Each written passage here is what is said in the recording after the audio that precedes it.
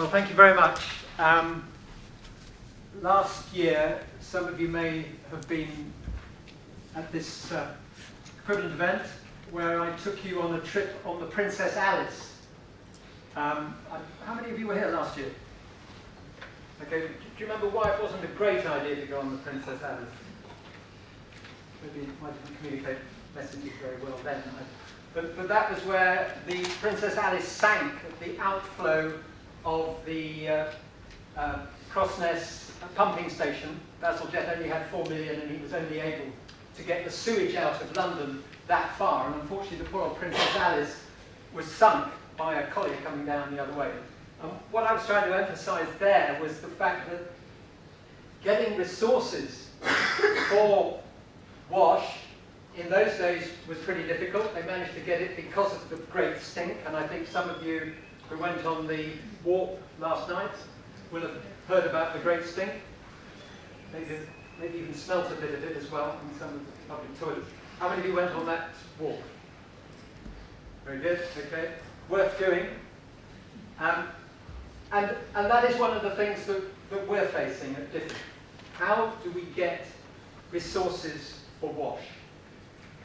And the reason I've asked Sandy to join me on this platform is because he was my tutor at the London School of Hygiene and Tropical Medicine, and really he was telling me that in fact I was one of his first students on a particular course which was focusing on environmental health issues. And so he really fired my imagination about the importance of WASH and getting involved in working with WASH. And almost immediately after the Masters, he sent me on a quest. I didn't realise it was a consultancy at the time, but it was going to Ghana on a programme which was a water and sanitation programme which was out of the old aid and trade programmes, which was designed to address schistosomiasis in the Volta region. It was also a slightly questionable programme because it was also trying to provide water supply to the then President Rawlings' local communities. So, you know, it was serving two purposes, obviously. But the idea was that this water supply, tapped water into villages, would actually stop people going into the River Volta. And as you can all imagine, any of you who've got children, keeping them out of water is very, very difficult. And I remember one of the first quotes that stuck in my mind from that was from a group of school kids who I was talking to, and they said, actually, you know, if we're not pissing blood, we think there's something wrong with us, because everybody is.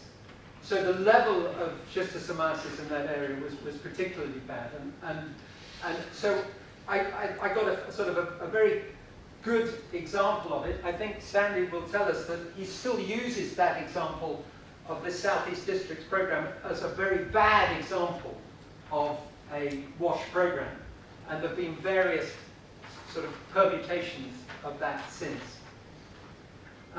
Sandy remarked to me a little bit earlier, he said, you've been at DFID long enough now that you must surely be quite senior. And I had to confess to him that unfortunately not. I'm still very, very junior, so I'm not, I'm not coming with great promises from senior civil service or from political ministerial level. And I have to say that actually one of the most important things that I feel I do at DFID is to wave the WASH banner, because as we've heard a little bit, it's quite difficult to convince people, surprisingly, that WASH is so important. So WASH in health centres. You know, for me, surely that isn't something you really need evidence for. You shouldn't really need to have to back that up. Surely that's so obvious. But of course, as many of you will know, and particularly highlighted by the catastrophic, devastating epidemics in West Africa of Ebola, so many health centres do not have a running water supply, do not have latrines that actually function, do not have a hand washing facility in the treatment room. So it seems pretty obvious. Does anybody disagree with that that's not important? No? Okay, thank you for that. So that's quite difficult. Now, But how do you get the resources allocated for something like that? Because my colleagues in the health department will probably go, well, that's a WASH thing, so WASH should be doing that.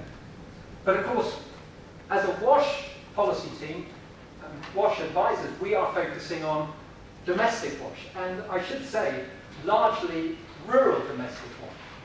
So actually getting people to allocate precious resources for water, sanitation and hygiene in clinics is quite difficult. I have to say that an offshoot from the Ebola catastrophe has been that various programs have now been started in Sierra Leone in particular to really strengthen solar-powered pumped water into clinics and improve the treatments. But of course, then we're going to be talking about functionality and trying to make sure that they are all working and actually giving frontline health workers at least an opportunity to protect themselves. So that is a major issue. Actually getting resources for WASH. And you know, I think we've heard some fairly interesting and eloquent arguments about the value. And I was invited to an independent commission for aid impact talk, discussion, review of the Nepal program. And there in Nepal, DFID is supporting WASH through various different initiatives, through community-based approaches, through governance, through local government, providing water, through various different initiatives. And one of them is through the Gurkha Welfare Service. Now, a lot of you in this room will understand that there's a sort of a traditional link with the Gurkhas, and DFID has continued to fund them for quite a long time. And in fact, I was mentioning this to Sandy at coffee, and he said, well, do you know, 20 years ago, we were asking the question then, should we really be funding the Gurkha Welfare Service? And DFID still does fund Gurkha Welfare Service. And what's quite interesting is that there, they are actually one of the few programs that's actually trying to pipe water into people's homes. So that's a new thing for the government of Nepal, who are now saying that should be our standard. And this takes me very much back to some of the key messages that Sandy gave me when I was his student. And one of the first ones was, if we're going to make a difference to people's public health status, we've got to ensure that it's not just the quality of the water, although that's important, it's the quantity. We've got to get sufficient quantity into people's homes, if possible, at least as close as possible to people's homes, so that they can actually carry out the necessary hygiene which will protect them. I think we've sort of had allusions to the dear old F diagram, but at least to stop transmission of those fecal oral diseases which are water wash, at least. And to some extent, the Ebola crisis has emphasized that.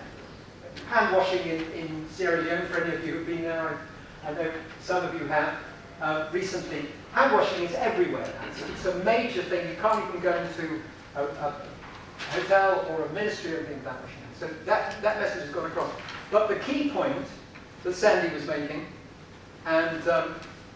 was make sure that there's water in sufficient quantities at the home level. And that means not just that washing hands, but also face washing. And we've heard how important that can be for trachoma control. The problem is that very few of the WASH supplies, services, are actually getting into people's homes. So in fact, you've still, even though you've claimed to have improved people's WASH level, you've actually moved it maybe a little bit nearer, maybe you've protected it, but an awful lot of the contamination takes place at the home. So that's remaining an issue, that although we're investing a certain amount, and even that certain amount was being challenged from a value for money perspective, you know, should we actually be doing what the Gurkha Welfare Service are doing, which is actually making sure that there's a water supply in people's homes? Now, that would consume a massive amount of the DFID budget. While I'm on that subject, there was an interesting study done by WaterAid recently, and I was mentioning this to Tim. And they asked the MPs, before someone were elected, it was at that point of the election, what did the MPs perceive the DFID, main DFID funding went to? Anybody want to hazard a guess or make a suggestion? What do you think the MPs thought the main DFID?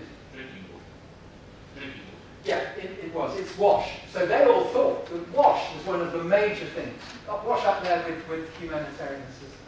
But in fact, it's only 2% of the budget. It's still a very small amount.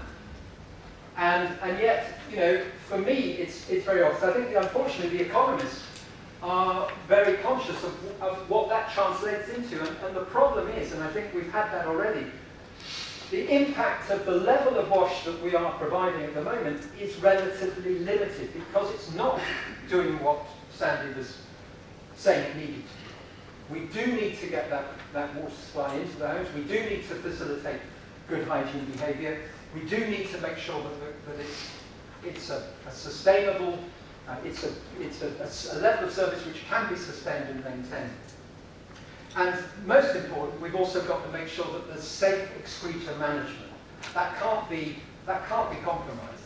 And that is particularly important, again, in the case of trachoma. We know that the sorbens flies breeds in excreta, and actually, when it's in close proximity to homes, it's going to be a transmitter, not just of that particular disease, but also flies, as we know, are transmitting diarrheal disease as well. So the reason that I wanted to have Sandy up here with me was to sort of field some of your more difficult questions from the either epidemiological or the public health point of view. But one of the things that I really wanted to ask him was whether, you know, as I say, you know, he's been my advisor, support, as I've gone through not making a particularly meteoric rise through the civil service, I have to say. I apologise for that fact, Sandy. Disappointed you there. But I just wondered, do you feel that you've got, would your messages differ now to DFID from those, when you first set up well and you first sent me off to Ghana? Would your messages be different now? I think I've learned that aid bureaucracies are organised in silos, and so you need to give a different message about WASH to the different sectors, to the agriculture sector, that you can help through One Health type programs control parasites in people as well as in animals, or by the guinea worm program in Sudan used a truce negotiated by Jimmy Carter to distribute water filters, which if people would accept those first, then they would say, well, then we'll vaccinate your cattle. That was the order of priorities. Right. So to agriculturalists you give that kind of message, to health people you give them messages about water and health we all know about, to other people you give different messages again. So I've learned a little better, I guess, than I used to have horses for courses and talk slightly different jargon to the different sectors. And if we can now sort of have a little bit of a look at the urban side, one of the second job that Sandy sent me off to do, now I'm calling it a job, okay, so I sort of recognise that I did actually have a role in this, was to Ghana again, and it was an urban view this time. How many of you know Accra? How many of you have visited Sodom and Gomorrah? Anybody know Sodom and Gomorrah? Not from the biblical sense, obviously, but this is a slum which is on a lagoon. In fact, when you were showing your picture, I was thinking, actually, I could sort of see that picture for Sodom and Gomorrah. Now, I went there, you sent me out, Sandy, in 96, end of 96, 97. And we went out to do interviews with people, not surprisingly finding why people wanted to live there. They wanted to live there because it's close to the economic centres of Accra. And they've come from the north. These are marginalised, often marginalised women who are coming as the first stop in town to actually get a test. Oh, I'm running, I've got 2 minutes. Okay, Sandy. Urban, rural,